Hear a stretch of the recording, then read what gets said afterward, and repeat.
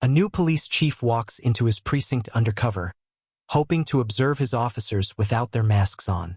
But when a white cop spits in his face, thinking he's just a nobody, the entire room is moments away from a shocking revelation that will leave them all reeling. It was a muggy Tuesday morning in August when Thomas Warren, a newly appointed police chief, stepped out of his car in the heart of Blue Ridge, a small city tucked away in the rolling hills of North Carolina. Dressed in a simple plaid shirt, worn jeans, and scuffed sneakers, he didn't look the part of a man who had spent 2 decades climbing the ranks in law enforcement. That was exactly his intention. Thomas believed in seeing things for what they truly were, not through the polished lens of scheduled meetings or rehearsed welcomes. As a black man stepping into a leadership role in a precinct plagued by whispers of misconduct, he wanted to observe the department unfiltered. What better way to do that than to blend in? The precinct's parking lot buzzed with officers coming and going. Thomas scanned the area, noting the casual banter and occasional glances his way. No one seemed to recognize him, which was unsurprising. His appointment had been announced just days ago, and he had chosen not to publicize his arrival until the official inspection later that morning. He adjusted the brim of his baseball cap and took a deep breath. The weight of his mission, to root out the toxicity festering within the department, pressed heavy on his shoulders. He was no stranger to resistance, but he knew this job would test him in ways he hadn't yet imagined. As he approached the building, the faint sound of laughter carried through the air. Thomas stepped through the precinct's side entrance, unnoticed among the hum of casual chatter and ringing phones. The tiled floors glistened under harsh fluorescent lights, and the smell of stale coffee hung in the air. He walked slowly, observing the dynamics around him. Groups of officers huddled near desks, some swapping stories, others reviewing paperwork. No one paid him much attention until he paused near the break room. "Hey, you!" A sharp voice cut through the noise. Thomas turned to see a white officer striding toward him, a smug grin plastered on his face. His badge read Officer Wilson. Behind him, a few others leaned against the wall, watching with interest. Thomas opened his mouth to speak, but Wilson didn't give him the chance. "Lost, are we? This isn't a shelter," the officer said, his tone dripping with condescension. "You need to take that mess somewhere else." Thomas froze, the words landing like a punch. He wasn't sure whether to correct the man immediately or let the scene unfold further. Before he could decide, Wilson stepped closer, his voice rising for the benefit of his audience. "Didn't you hear me? Get out of here. We don't need people like you hanging around." Laughter erupted from the onlookers, and Thomas clenched his jaw, his heart pounding. He tried to speak, but Wilson leaned in, his face inches away. Then, without warning, the officer spit straight into Thomas's face. Time seemed to stop. Thomas's breath hitched as the warm saliva dripped down his cheek. Around him, the laughter grew louder. One officer slapped the table, doubling over in amusement, while another muttered something about showing the riffraff their place. Thomas's mind raced. He could feel his pulse pounding in his ears, but he kept his composure. He reached into his pocket, pulling out a handkerchief to wipe his face, his movements slow and deliberate. "Is this how you treat everyone who walks through these doors?" he asked, his voice calm but firm. Wilson smirked. "Only the ones who don't belong here." The group burst into laughter again, but Thomas said nothing.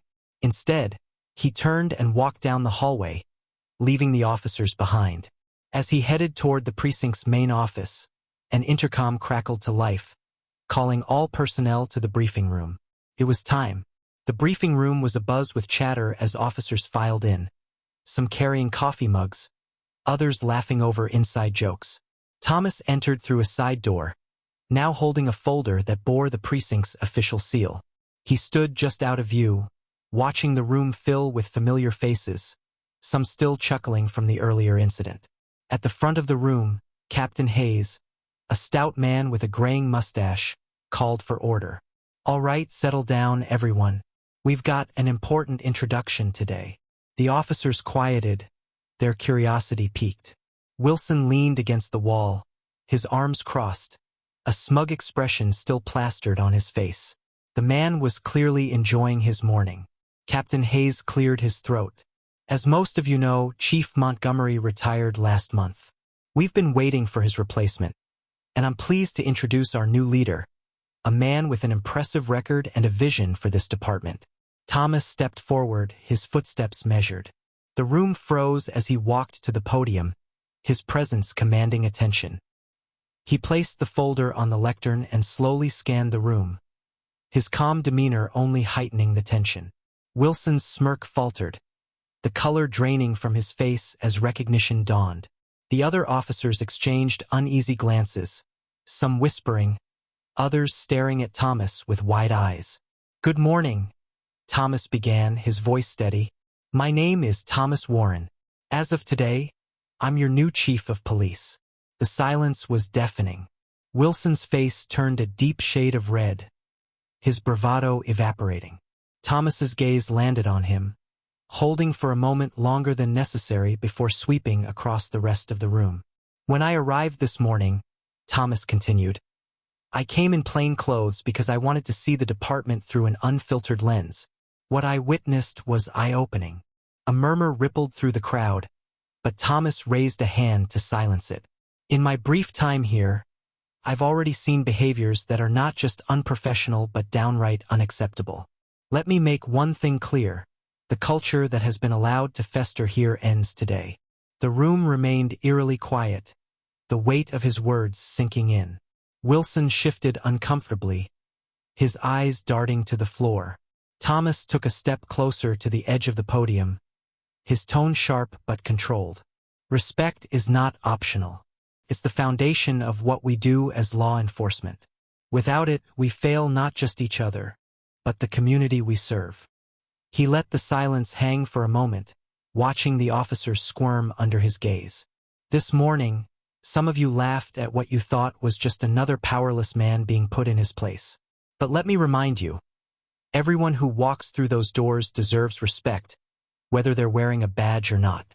His words cut through the room like a blade. No one dared to move. Thomas let the silence linger, his gaze unwavering. The tension in the room was palpable, each officer acutely aware of the weight of his words. Wilson shifted again, his discomfort evident as beads of sweat formed on his brow. But Thomas wasn't done. "I understand that change is difficult," he said, his voice steady but laced with authority. "But let me be clear.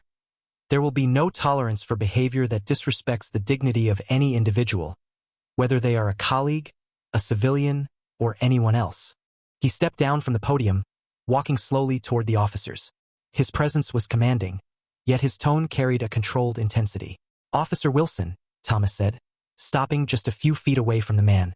Wilson flinched, his bravado from earlier completely dissolved. "You," Thomas continued, locking eyes with him, "represent everything that's broken in this department. When you spat in my face, it wasn't just me you disrespected. It was the badge, the oath, and the community we swore to protect." Wilson stammered, "Chief, I didn't know." "That's exactly the problem," Thomas interrupted, his voice sharp. "You didn't care to know. You didn't take a moment to think before you acted because you assumed that man standing in front of you didn't matter. And that assumption is why this department has lost the trust of the people it serves." The room remained silent, every officer frozen in place. Thomas turned his attention to the rest of the group. "What I witnessed wasn't just one man's mistake. It was a culture where bullying and prejudice are not only tolerated but celebrated. And that stops now."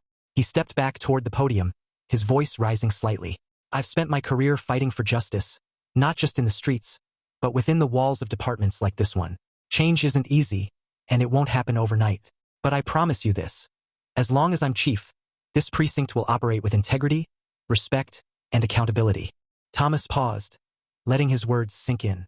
Then, with a slight nod toward Captain Hayes, he concluded, "Effective immediately, Officer Wilson is suspended pending an internal investigation. And for those of you who think this is just a slap on the wrist, think again. This is the first of many changes." Gasps rippled through the room. Wilson's face turned crimson, his jaw tightening as he avoided the stares of his peers. Thomas, unfazed, stood tall. "This isn't about punishment," he said firmly. "It's about setting a standard. If you're not willing to rise to it, this isn't the place for you." He glanced around the room one last time, his eyes locking with each officer's. If you're ready to do better, to be better, then we'll move forward together. But know this. I will hold you accountable every step of the way.